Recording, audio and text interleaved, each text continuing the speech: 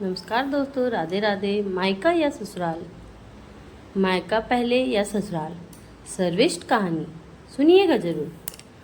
अगर अच्छा लगे तो लाइक करिएगा। आजकल यह हर घर की कहानी है। माँ ही बेटी को सीख दे सकती है जिससे घर टूटने से बचे। और प्लीज़ अच्छा लगे तो शेयर करें और हमारे चैनल को अगर सब्सक्राइब नहीं किए होंगे तो सब्सक्राइब करें। श्रीमती भारती जब रोटी बना रही थी तभी किसी ने दरवाजे की घंटी बजाई। बेचारी भारती रसोई में अपने आटे से सने हाथों को धोने की कोशिश कर रही थी, लेकिन दरवाजे की घंटी लगातार बज रही थी। वह लगातार कह रही थी, थोड़ा रुको, मैं आ रही हूँ। इस उम्र में वह भागकर दरवाज़ा खोलने भी नहीं जा सकती थी। जैसे ही उन्होंने दरवाज़ा खोला, उन्होंने देखा कि उनकी बेटी राधिका दरवाजे के बाहर खड़ी थी। यह देखकर भारती आश्चर्यचकित हो गई कि बिना बताए राधिका अचानक कैसे आ गई। अपनी बेटी को देखकर भारती बोली, आने से पहले बताना तो चाहिए था। अकेले ही आई हो क्या? जमाई जी और बच्चे कहाँ हैं? भारती ने एक साथ कई सवाल पूछे। राधिका ने जवाब दिया, माँ, क्या कोई अपनी प्यारी इकलौती बेटी का ऐसे स्वागत करता है? मुझे लगा कि तुम मुझे अचानक देखकर बहुत खुश हो जाओगी और सबसे पहले मुझे गले लगा लोगी, पर यहाँ तो उल्टा ही हो रहा है। शायद तुम दुनिया की पहली माँ होगी जो बेटी को ससुराल से अपने घर आते देख खुश होने के बजाय चिंता में पड़ गई। क्या मैं अकेली इस घर नहीं आ सकती? क्या हमेशा दामाद और बच्चों के साथ ही आना जरूरी है? कहते हुए राधिका घर में प्रवेश कर गई और अपना सामान रखकर बोली, भाभी कहाँ पर है? भाभी जल्दी चाय नाश्ता लेकर आओ, आपकी ननद आई है। श्रीमती भारती ने कहा, बहू घर पर नहीं है, वह अपने मायके गई है। राधिका ने फिर कहा, अच्छा, इसलिए तुम घर संभाल रही हो और खाना बना रही हो। माँ, तुम्हारी बहू के तो बड़े ठाठ है। बहू मज़े से घूम रही है और सास घर संभाल रही है। देखो ना, आपने बहू के आने से पहले ही खाना बना कर रखा है। उसे घर आकर कुछ भी काम करने की ज़रूरत नहीं पड़ेगी। बड़े नसीब लेकर आई है आपकी बहू, और एक मैं हूँ जिसे उसकी सास कभी एक गिलास पानी भी नहीं पूछती। माँ ने उसे समझाते हुए कहा, बेटा, प्यार और इज्जत ऐसी चीज़ है जो हम पहले किसी को देते हैं, फिर उससे अपेक्षा रखते हैं कि वह भी हमें वापस दे। हर एक लड़की को अपने ससुराल में जगह बनानी पड़ती है। वहाँ कुछ भी आसानी से नहीं मिलता। तुम अपनी सास से एक गिलास पानी की अपेक्षा करती हो। तुम तो उनकी बहू हो, फिर भी तुमने कभी उन्हें एक गिलास पानी दिया है क्या? तुम शादी के बाद ससुराल में रही ही कितने दिन? जब तुम्हारे मन को लगा तब अपनी बैग भरी और सीधा मायके आ जाती हो। मायका और ससुराल एक ही शहर में है। इसका मतलब यह नहीं होता कि तुम जब चाहो तब मायके आ जाओ और चाहो उतने दिन रहकर वापस ससुराल चली जाओ। मायके में भी बेटी को मान सम्मान तभी मिलता है जब बेटी ससुराल का मान सम्मान रखकर मायके में कुछ दिनों के लिए आती है, तभी उसे मान सम्मान मिलता है।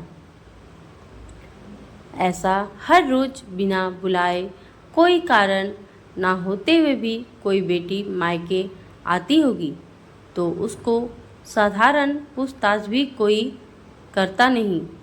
और तुम मेरी बहू को बोलती हो ना, तुम तो मेरी बहू की बराबरी ही मत करो। वह कभी भी बिना बुलाए अपने मायके नहीं जाती है, और गई भी तो वहाँ की कोई भी बात में वह कुछ नहीं बोलती। वह जब घर में रहती है तब वह मुझे घर के कोई भी काम को हाथ लगाने नहीं देती।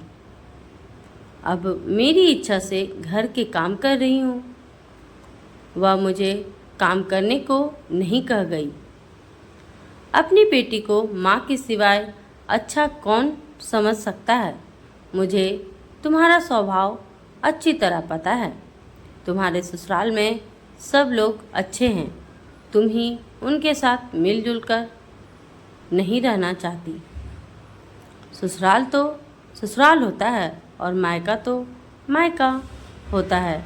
मायके में घर का काम अपनी मर्जी से होता है। ससुराल में सबसे पहले सबका दिल जीतना पड़ता है, सबको अपना बनाना पड़ता है। उसके लिए छोटों से लेकर बड़ों तक सबको प्यार करना पड़ता है। सबकी पसंद नापसंद का ध्यान रखना पड़ता है। सबसे प्यार से बोलकर सबको उनके घर के कामों में मदद करनी पड़ती है। तभी सब लोग घर में आई नई बहू को स्वीकार करते हैं, उसे अपना मानते हैं। तुम जिम्मेदारी लेने के लिए तैयार ही नहीं हो, इसलिए रोज़ रोज़ मायके चली आती हो।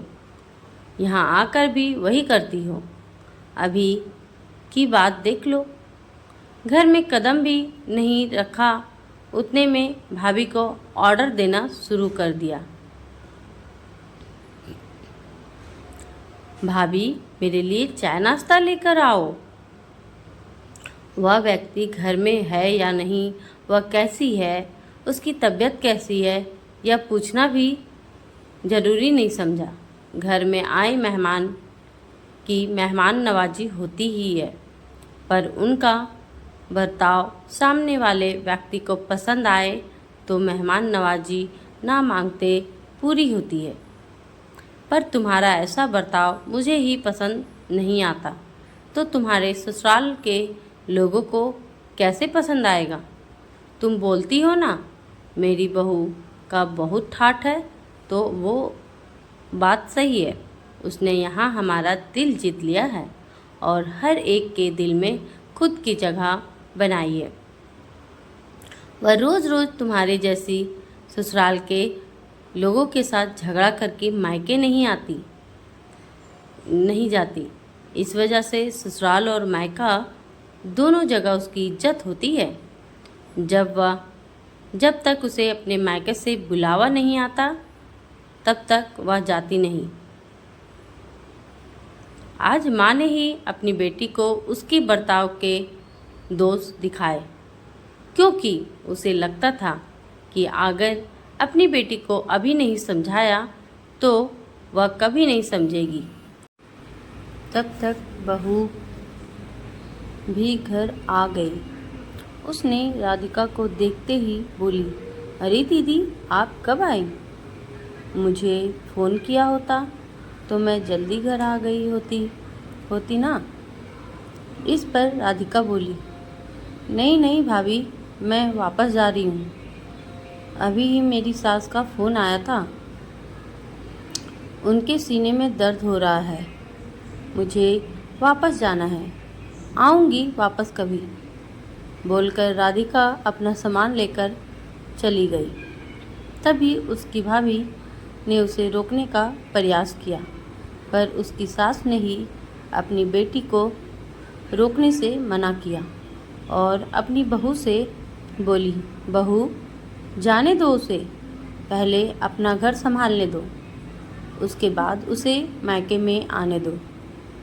तुम भी किसी के बुलाने पर ही मायके जाती हो ना।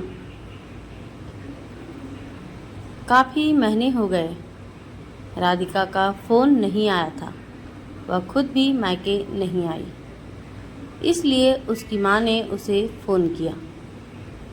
शुरुआत में किसी ने भी फ़ोन नहीं उठाया, फिर थोड़ी देर बाद फ़ोन किया तो फ़ोन उठाया, लेकिन राधिका ने नहीं, उसकी सास ने उठाया। तभी भारती जी ने उनकी तबीयत का पूछा। फिर दोनों की बातें शुरू हुई। तभी बीच में ही राधिका की सास ने उसकी माँ को धन्यवाद कहा। अचानक उनके ऐसे बोलने पर भारती जी को कुछ समझ नहीं आया, इसलिए उन्होंने वापस पूछा, आप और किसी बात का कैसी बात कर रही हो? क्या? राधिका की सास बोली। नहीं तो फिर आप धन्यवाद किसको कह रही हैं थी? भारती जी ने पूछा। राधिका की सास बोली, आपकी बेटी राधिका अब बहुत समझदारी से बर्ताव कर रही है। वह सभी को अपना बनाने की कोशिश कर रही है। सभी की मनपसंद का खाना बनाकर खिला रही है। घर में बहुत आनंद का वातावरण बना है। कोई भी झगड़ा नहीं हो रहा है, जैसे स्वर्ग ही बन गया हो मेरा घर। इसलिए मैं आपको धन्यवाद कर रही हूँ। आपकी बेटी के अच्छे बर्ताव से हमें यह दिन देखने को मिला है। हम बहुत धन्य हो गए। पहले हमें उसकी तरफ से कोई भी अपेक्षा नहीं थी, पर आपने उसे समझाकर भेजा और उसके स्वभाव में बदलाव आया। आज वही राधिका मायके जाना तो दूर की बात है, फ़ोन पर बात करने के लिए भी उसके पास वक्त नहीं है। वह अपनी गृहस्थी में व्यस्त हो गई है। दोस्तों, अगर सभी माँओं ने अपनी बेटियों को ऐसा समझाया और बेटियों ने इसे समझ लिया तो किसी भी घर में झगड़ा नहीं होगा और कोई भी घर टूटेगा नहीं। और हमें ज़रूर बताएं कि क्या उस माँ ने अपनी बेटी के साथ सही किया। आपको कहानी कैसी लगी? अच्छी लगी हो तो लाइक, कमेंट्स और शेयर और सब्सक्राइब ज़रूर कीजिएगा। धन्यवाद। मिलते हैं अगली कहानी में। राधे राधे दोस्तों।